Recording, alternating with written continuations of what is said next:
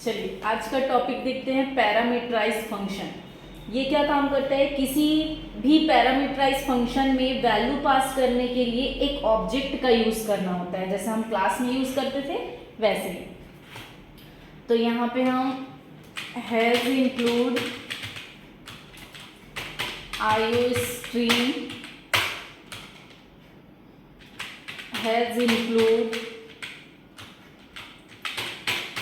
conio.h, ये देव C++ है तो यहाँ पे लगेगा यूजिंग नेम स्पेस std। उसके बाद मेन फंक्शन का यूज करते हैं, करली ब्रैकेट ओपन। मेन फंक्शन में जो भी वर्क होता है वो करली ब्रैकेट के अंदर होता है। अब यहाँ पे हम क्या करेंगे, एक वेरिएबल लेंगे, इंटीजर ले लिए a। सी आउटपुट स्टेटमेंट है जो किसी भी टेक्स्ट को प्रिंट करने के लिए होता है। तो enter the number equal semicolon, line को स्टॉप करना है। सी इन इनपुट स्टेटमेंट है जिसमें हमको किसकी वैल्यू देना है, ए की वैल्यू देना है। अब यहाँ पे क्लास किस नाम से बना रहे हैं, जैसे ऊपर हम यहाँ पे क्लास बनाएंगे यूजिंग नेम स्पेस के, तो यहाँ पे क्लास का नाम देना होता है। जैसे मैं क्लास का नाम दे देती हूँ यशु, और उसका एक ऑब्जेक्ट बना लिए y। इस क्लास नाम यशु नाम का जो क्लास होगा उसका एक ऑब्जेक्ट बनाए y, जिसमें हम a की वैल्यू को क्या करेंगे, पास करेंगे। a की वैल्यू जो यहाँ पे हम देंगे वो वैल्यू क्लास यशु के नाम में पास होगा, इसलिए a की वैल्यू यहाँ पे आया है। अब क्लास यहाँ पे बनाना होगा, तो क्लास हम बना लिए यशु के नाम से। अब यहाँ पे क्लास स्टार्ट किए हैं तो यहाँ पे भी जो वर्क होगा वो करली ब्रैकेट ओपन से क्लोज के बीच, और क्लास में हमेशा स्टॉप करना है तो सेमीकोलन लगाना होता है। तो यहाँ पे ले लिए इंटीजर b, इसमें पब्लिक कीवर्ड का यूज किए। तो वेरिएबल, इस वेरिएबल को आप जितना भी क्लास बनाओगे उसमें आप यूज कर सकते हैं, बार बार लिखने की जरूरत नहीं पड़ेगी।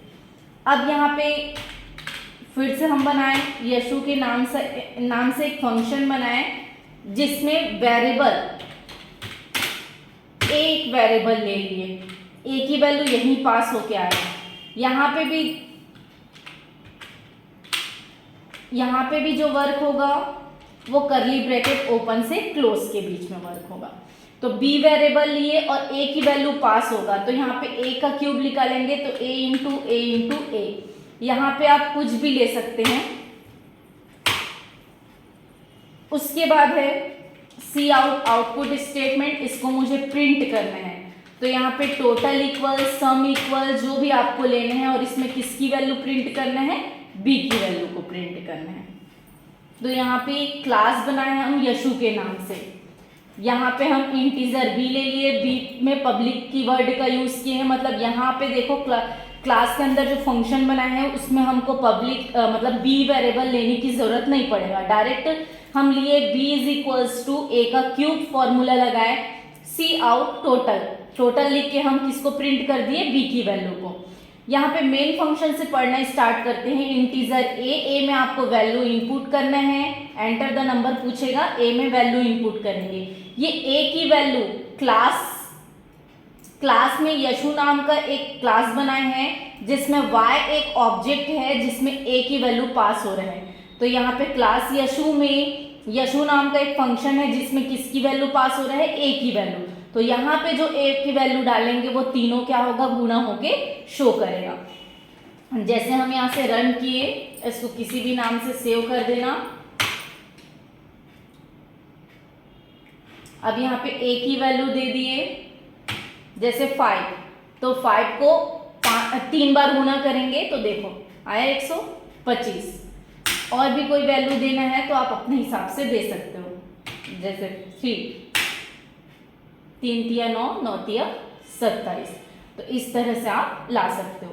इसी को अगर आप टर्बो में बनाते हो तो यहाँ पे आपको क्लियर स्क्रीन का यूज करना होगा और वाइड मैन यूज करना होगा। मैन की जगह आपको यहाँ पे यूजिंग नेम स्पेस का यूज नहीं करना है, और यहाँ पे डॉट एच लगाना है, तो ये सब चीज़ें आपको टर्बो में यूज़ करना होता है।